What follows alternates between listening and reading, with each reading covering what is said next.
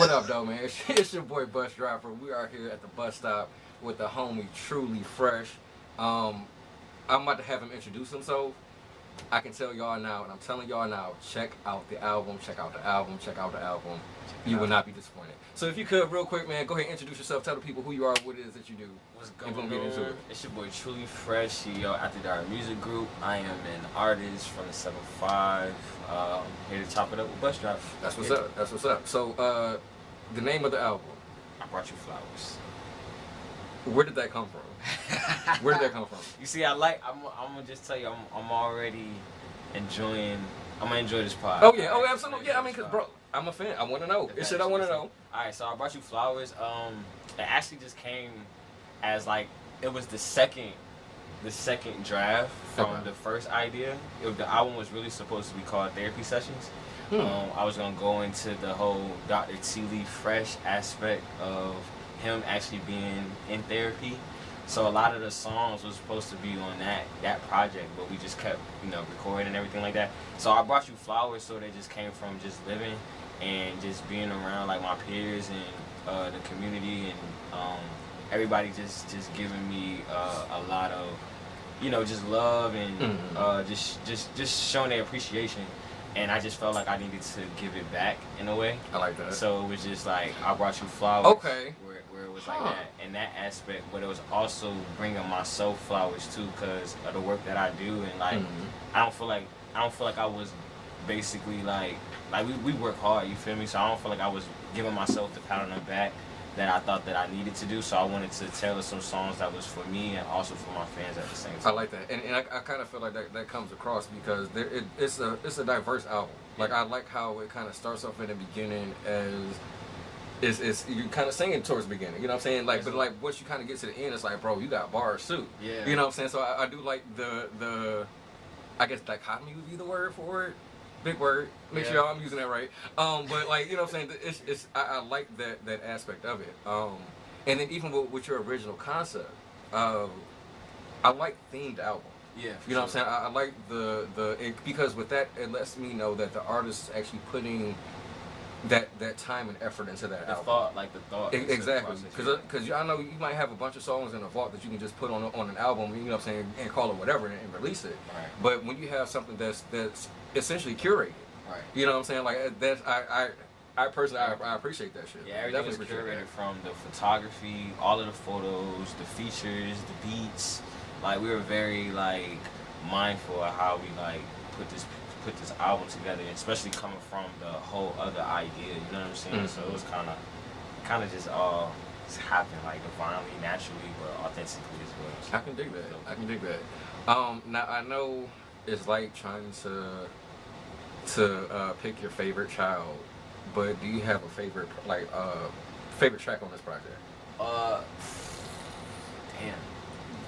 So I do, right? But I think it always changed. Like as I listen to it, or as I like, as we experience life. You feel me? So it's like a certain song for a certain type of time of day or moment in time or whatever. So right now, based on how I'm feeling, I think Mental Space is still still that one that I listen to more than the other ones, just because it just takes me there. Like it takes me out of wherever I'm feeling at the moment. I can really just feel like I could breathe when I listen to it sometimes. So I can dig that. That's what's up. That's one of my favorites. That's definitely what's up.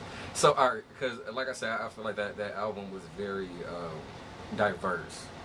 Like who were like some of the people that you listened to growing up? Like what were like some of your growing up? I listened to a lot of people. Like my mom, she was very heavy in R&B. Like she sang every day, all day. You know what I'm saying? Like cleaning the house, she used to play a lot of R&B. We grew up in, I'm a '90s baby, so it was a lot of 2000s R&B. You know what I'm saying? Growing up. And then my pops, on the other hand, he kind of listened to a lot of rap music and stuff like that. So he listened to people like Dipset, Jay-Z, Big, all them people. But those are the people that I remember listening to when I was with my pops or whatever. But for me growing up, after the spat, after all of that, getting into music, or off of doing poetry at the time, really getting into the music. My mom's had bought me when I was a kid. She bought me a Christmas, I remember she brought me it was the Usher album and the DMX album. It was like Year the Dog, and I think it was 90210 or whatever. Oh, that way, yeah. Okay, yeah, I know which one you're talking about. So I think she got me both of those. So with those, it just kind of just sent me on my way, if that makes sense. This is a crazy foreshadow. But like growing up, I listened to a lot of people, like Lil Wayne's my all-time favorite rapper artist. Yeah, mixtape Wayne was definitely something different. But like I listened to Chris Brown, Drake. I don't know, it was back in the day too. Type.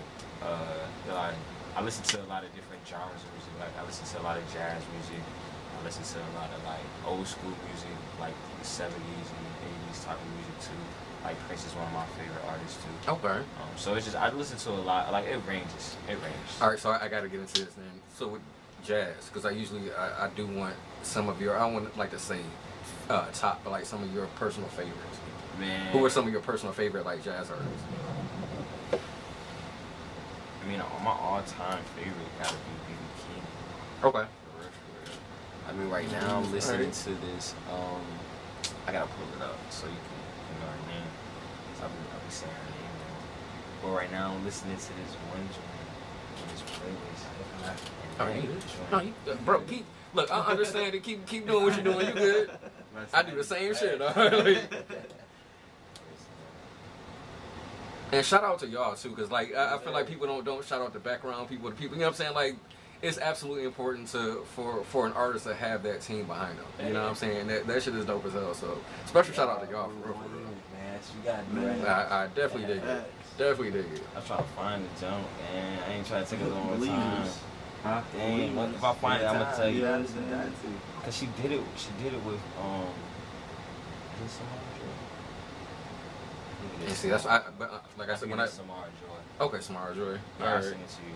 I think it is. Yeah, but see, I'm just like when I say I'm the same way. If I hear something, like I have to know where this song came from. Like I'm on it like immediately. I be listening to so much shit, but like it really just I don't know. Like putting in the playlist, it helps me remember better. I could definitely dig that. Definitely dig that. Okay. So, all right. So, with performing, like, where are some of the places that you've been able to perform? And then, follow-up question, because I always feel like home is going to be home. Yeah. Outside of, performing at home, what's one of your favorite places to perform?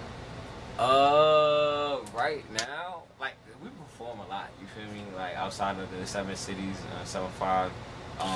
But, like, I love coming to Richmond. Like, I'm not really trying to, like, I know we right. But I love coming to Richmond. Like, I feel like Richmond is a beautiful, like, extension of, like, our culture in a way. Absolutely. Like, as far as, like, the music scene goes. I remember when I first came up here and I went to, like, it was like a rap elite joint at, like, this, like, restaurant or whatever. Yeah, that joint was fire. Like, and then I was like, damn, I was like, that's when I first was introduced to, like, the culture out here. You know what I'm saying? So, I think out of, like, all of the places, Richmond really showed, like, a lot of love out here. I was able to, like, network a lot, met a lot of dope people. You know what I'm saying? Yeah, like, I love Richmond. I love being out here in Richmond. 804 show mad love. And then after that, like, we've been doing a lot of work in Ocean City right now. Okay. Shout out to Ghetto Ghost Music Group. Like, they've been showing mad love too. So I think anywhere that's like showing love and where we can go and they already know our songs before we kind of get into the building. Like, I think it kind of like just makes everything better in a way. So I don't know. It's kind of cool. I can dig it. All right. So I got to know then. The first time you were outside of your crib and you're performing somewhere, you hit the stage and you see that people already know the song before, like basically as you're doing it. What was that like for you? Like, what was kind of going through your mind, like the first time? In the moment, bro, I'm literally like, what? Like, it's like a what? Like your first like, it happened in Richmond, bro. I was in Richmond. That's dope. I did a Ladies Love R&B showcase with Africa Fit. Shout out to Africa Fit. He brought me out. He had brought me out. It was two girls that came with like a group of their friends, but I think only 2 girls had listened to my music at the time. They had just saw it on Instagram and everything like that. They put up, but I didn't know who they was. I still don't know who they was. Shout out to y'all, cause y'all kind of changed my life. But they came and. When I got up, like, he said my name, come to the stage or whatever, came to the stage. When I did, they came forward, right, Mm. and literally sat in the front. Like Mm. it wasn't chairs, bro. So wow. So they're like on the floor type, and they had their phones out and they were singing my music as I was performing. That's dope. So my first thought was, damn, I hope my bitch don't see it. That was my first thought. And they're fans, baby. They're right. fans. I'm sorry. But- Like, and that was the second thought. Like, wow, I really have fans in another city. I'm doing something. And then my third thought was, what am I doing? How do I replicate it? And how do I keep doing it? Mhm. So I think that's more of it was very surreal though, and it just kind of kept happening in a sense. But I think it just came. I figured out what the formula was. It's just the promotion, right? Mhm. Just getting it out there to the people, letting the people know like what's going on and. Mhm. Like how it's being perceived is important to me, like how the audience is receiving it, because then I can build on that. Absolutely. You know what I'm saying? So I think like I ask my friends and family all the time, like, how did you feel when you watched this, or how did you feel when you Mhm. listened to it, because that lets me know what the next step is to build on an emotional bridge type of thing. Because I mean, even in looking, you know, with the videos that you posted, like the way that you've done your flyers, it makes me want to listen to it. It makes me want to see what's going on, because it gives a very like artsy feel. Right. You know what I'm saying? And it's like, and that's something like personally, like, yo, I rock with shit like that. You know what I'm saying? So I think that was really like the draw for me. And I love, of course, once again, the album is dope. But I also look at like the other things. You know what I'm saying? Like the background shit. That's why once again it's important to shout them out. You know what I'm saying? It's all the little cogs that are kind of going on at the same time. Right. That's the shit that I love. You know what I'm saying? Because that's how you get the artists to be as comfortable as they are to produce the things that they produce. Absolutely. And I think that's one thing. That's what I'm looking at, and we're gonna talk about the show in a minute. When I produce a show, as an artist, I just want you to come in and kill that shit. I don't want you to have to worry about who's on the list. If this is work, like I want everything to be taken care of for you. Right. So you just come in because I need the best performance possible. Absolutely. You know what I'm saying? It's like if I want you there, there's a reason why I want you there. Uh-huh. You know what I'm saying? And that's one thing that I love in doing shows. When I say I'm a fan, I'm a fan. But I can say I can put my favorite artists together and I can hear some of my favorite songs live. I have the ability to do that. Nigga, I'm gonna do that. And that's what I'm saying. Like, and bro, and these are people that over the years it's just like, yo, I seen you perform here, yo, your shit is dope. Oh well, this is what I'm doing, yo, come check this out. Right. I'm just it's a matter of, and I had this conversation earlier, and I feel like I be everywhere, so please kind of rein me in because I will talk. But it's being outside. You know what I'm saying? That's one of the most important things in this creative space and in this industry. You still have to be outside. The digital shit is cool, but that face to face, because if you send me a message, oh yeah, check out this album, I'm gonna click on it, yeah. But if I'm sitting here talking to you like, bro, this is what I do, and then on top of it, that's why I love going out to these different events, because for me, that was my first time hearing you was at the Last Artist Standing. Right. So I get the link as I'm in my car on my way home. I'm listening to your album. Crazy.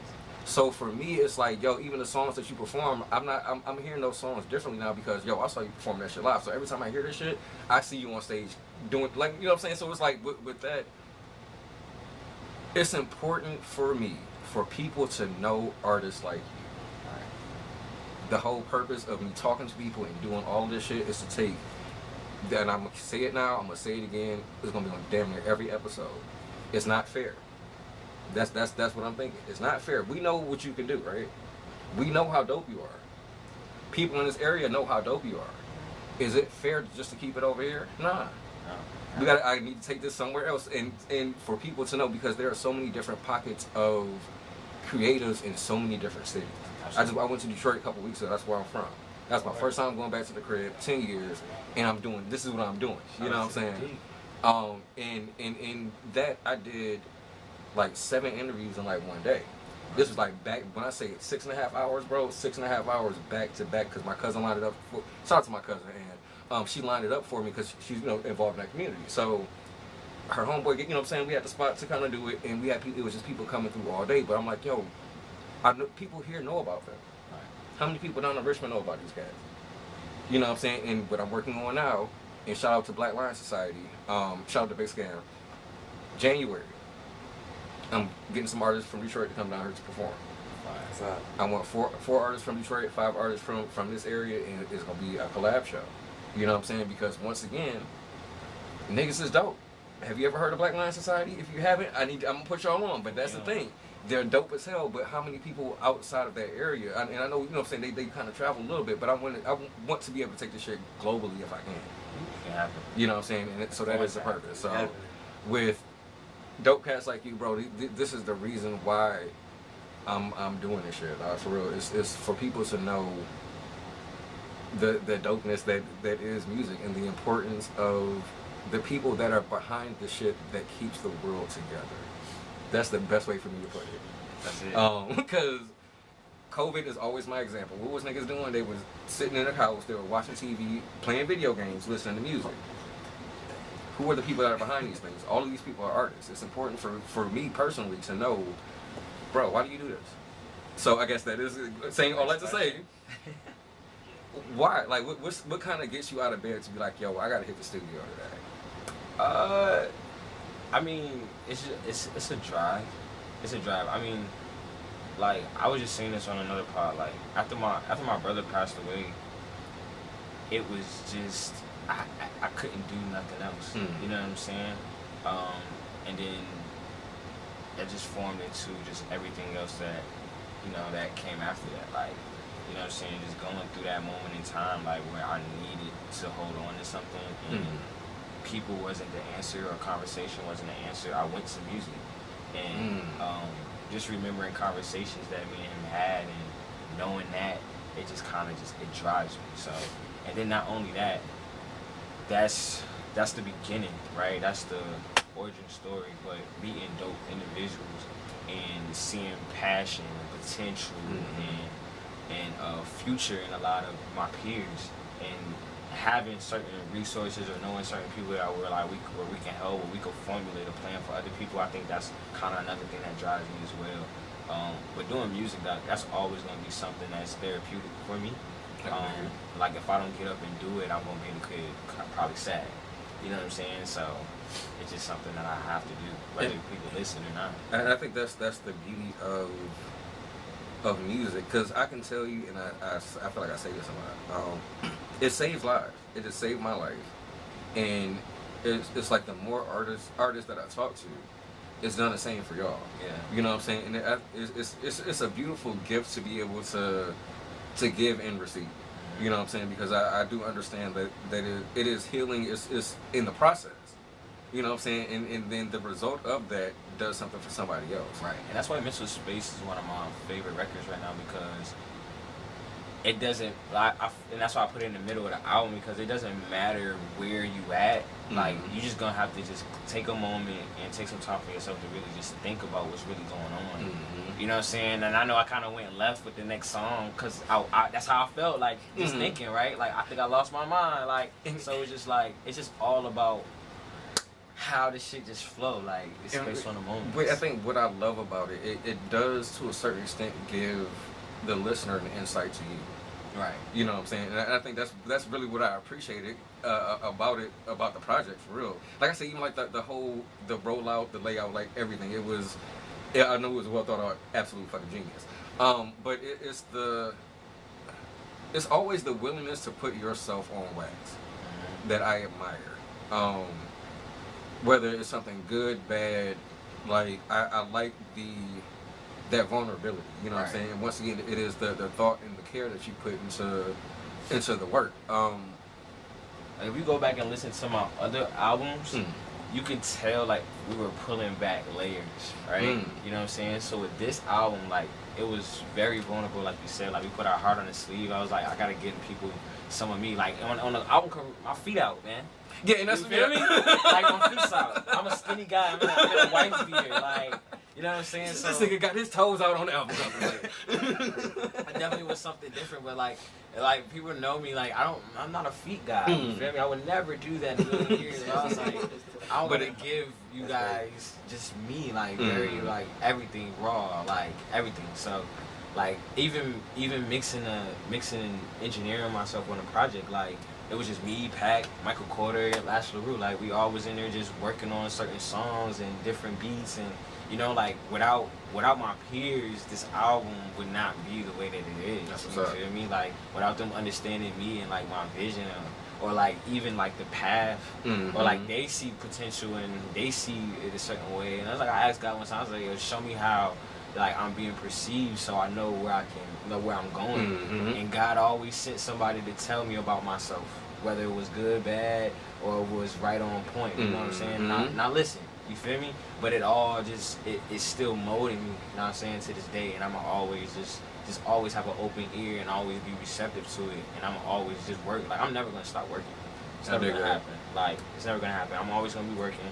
It's not gonna be a time. It's not gonna be no downtime. Even if it's downtime, we dropping. Like we're working. Even if it's downtime, we're working. Mhm. So it's just like I'm never gonna stop working. This is what I love to do. We here to stay. It's my career. Like 3 I years dig in. it. You know what I'm saying? That's what's up. That was gonna be another question. How long you been doing it? Well, professionally, 3 years.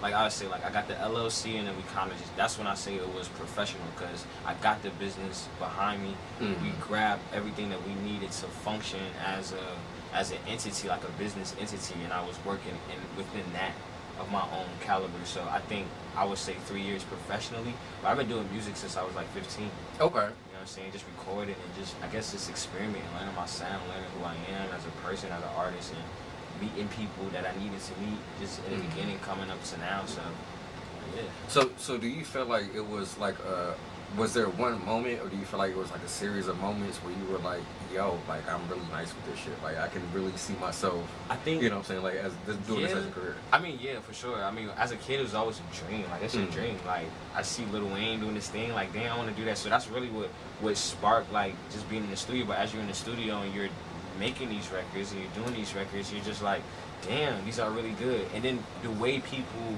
receive the records really tell you that, okay, this is where I'm supposed to be. This is what I should continue to keep doing. You know, whether I'm rapping, whether I was rapping or singing or whatever, like they would tone in on it. You know what I'm saying? And just let me know. Like, so I think that kind of always drove me as well. So, Okay. yeah, just the people, like for real. Cause like, well, we're entertainers at the end of the day, right? So if we're not entertaining, we're not doing our job. Dig. Yep. Absolutely. So Absolutely. For them to be receiving it and being the critics that they are, authentic critics, is just it's perfect. Like it's the perfect moment. You just gotta just be open and receive it.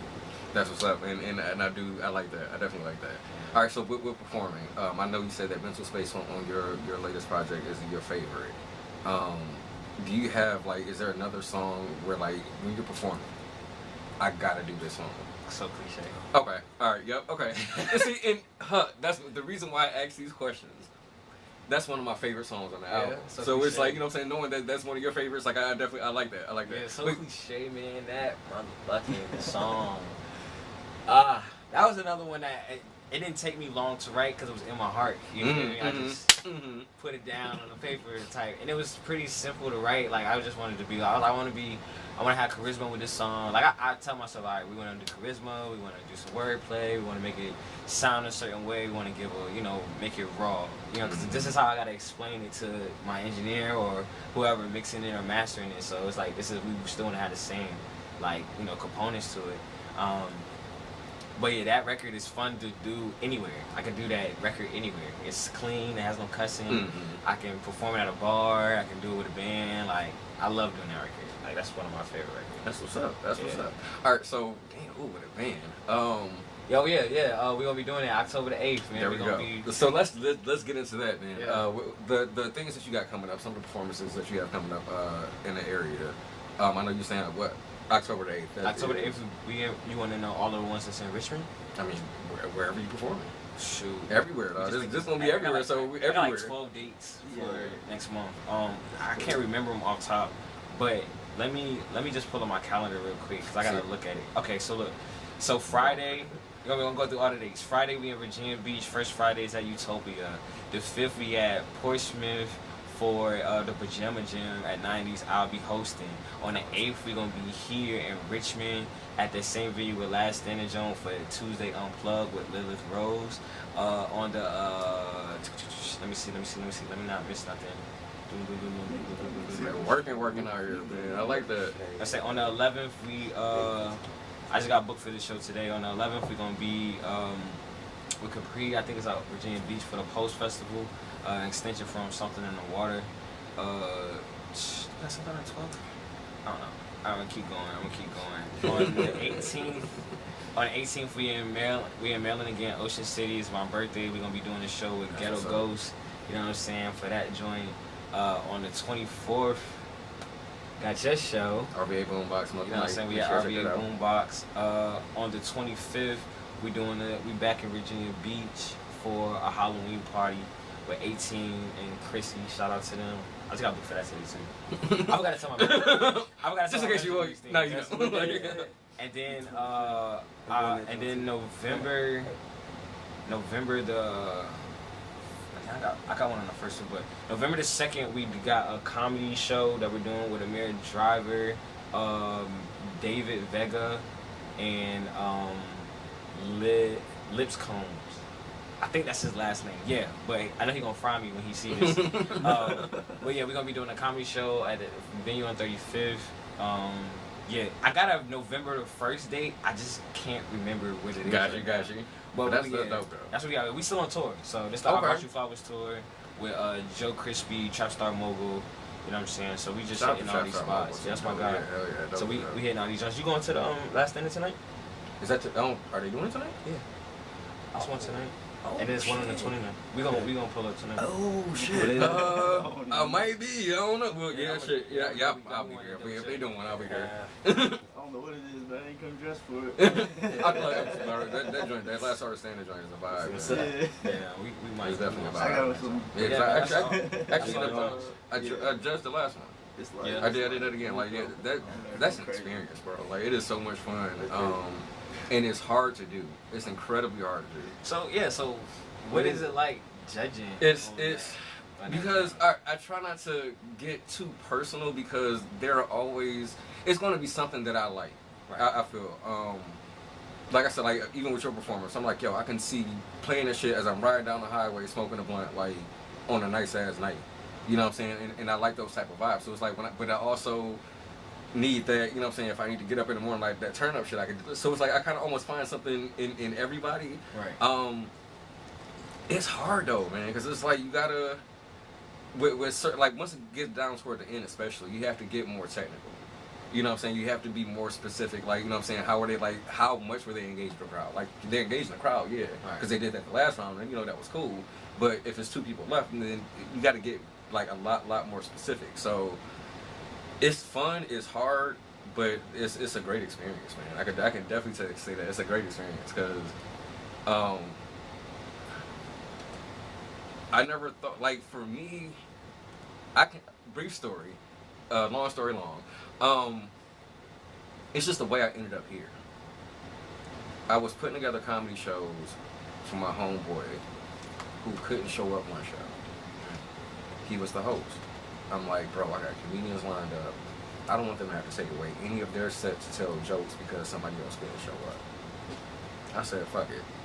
Took a shot of Hennessy. My wife was there, gave me a pep talk.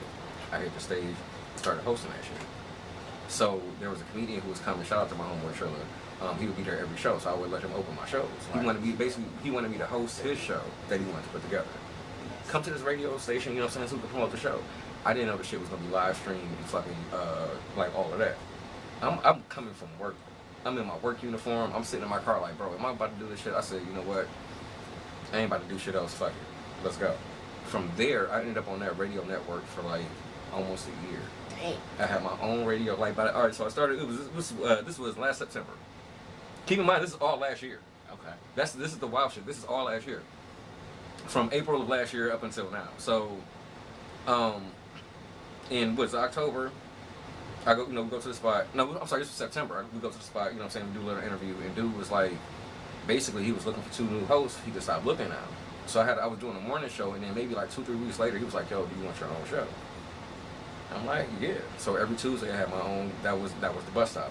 Every Tuesday, you know what I'm saying? And from there, I've been able to to do this, you know what I'm saying? But also in that same space, I'm going to different events, meeting different artists, just because these are artists I want to talk to, you know what I'm saying? So it's just kind of, that's how I ended up in this entire space. I'm going to say again, because I like I said, doing comedy shows, this was 10 plus years ago, I was doing the same shit downtown Richmond. You know what I'm saying? As far as like putting shows together. So to kind of come back to it and for it to turn into this, and this is something I had the experience meeting an artist in 2019, and that's what made me want to talk to artists. Gotcha. You know what I'm saying? Because I knew what their music did for me. Like I said, music saved my life. That shit saved my fucking life. So to meet the person that made that record, I'm like, bro, I know what that shit does for me. What does that do for you as an artist? You know what I'm saying? How does that kind of influence your creative process, knowing that it's gonna be a fan that may come up, yo, bro, that shit changed my life, or you know what I'm saying, that got me out of this mental space or whatever. You know what I'm saying? Like, yeah, I like that callback. I know. Yeah. So it's like, you know what I'm saying? But that's kind of why. That's another reason why. That's another why for me. You know what I'm saying? Because once I understand the importance of it, and I feel like it is important for people to know the people who are doing the dope shit as well. So Right. I want to thank you for being here, man. This is my last question. This is one of my favorites. I know you said you're not gonna stop working. What do you want your legacy to be when it's all said and done? Yeah, that's a good question. That is a good ass question. I think my legacy should be, because I'm working in it. I ain't no guessing about it. I think my legacy should be a lot of hope, a lot of inspiration, a lot of get up, get it the fuck done, figure it out. You know. I think my legacy is love. I think my legacy is prosperity. I think my legacy is just it should be a reflection of whoever experienced me and whatever, you know what I'm saying? However they experience me I think it should just live forever. You know what I'm saying? I think I do well at talking to my peers and just telling them the things that I think that they should hear, because you know I'm a vessel of God at the end of the day. So if I feel compelled to say something, it doesn't really matter who it is. It could be the most thuggish nigga. It could be the most, you know, the singer chick that's super bad. Like if I'm compelled to say something, then I'm gonna say it. So I think I always move with that type of purpose in this industry, and I think that's what a lot of people gravitate towards. And I don't really shy away from it. I dig it. I definitely dig it. Definitely dig it. So once again, man, thank you for coming through. Tell the people where to follow you. And y'all can follow me at TrueLeefresh on Instagram and on Twitter. Probably on Facebook. Yeah, on Facebook too. Y'all can tap in with the Truly Fresh family. Join the family. You feel me? On Facebook. The album's out right now. We charted, debuted at number 9 on Amazon Music Top 100. Congratulations on that. Yeah. Congratulations. Also came in at number 9 for bestseller, and we came in at number 27 for Hot New Release. So make sure y'all tapping in with that. If you got Amazon, go buy the album. If you don't got Amazon, that's cool. You can purchase the album on any other platforms or go stream it today. Thank y'all so much for having me. Bush up. Appreciate you, bro. Yes, Once again, bro, it's your boy Bus Driver. Make sure y'all tune in, tap in. I'm gonna be posting episodes all the time. Follow me on Instagram at aka Bus Driver, on TikTok at aka Bus Driver 313, and on YouTube at The Bus Stop. Excuse me. This episode will be posted very shortly. So y'all make sure y'all tap in, tune in, get up on all the good shit that we got going on. And by the way, I'm starting a club for Black people with freckles. So whenever you're ready to join, I got you. All I right. like 3 freckles. I'm saying, look, that's enough to get in. That's enough to get in. It ain't too many of us, so you know what I'm saying. We gotta take everybody that we can. I got But make sure y'all get y'all seat on the bus, man. We gonna holler at y'all in a minute. And make sure y'all go vote. Go Make sure vote. y'all go vote. Go vote. Go hit the polls. Hit the polls. All right, we out of here. Peace. Wait, who hit the post? The girls?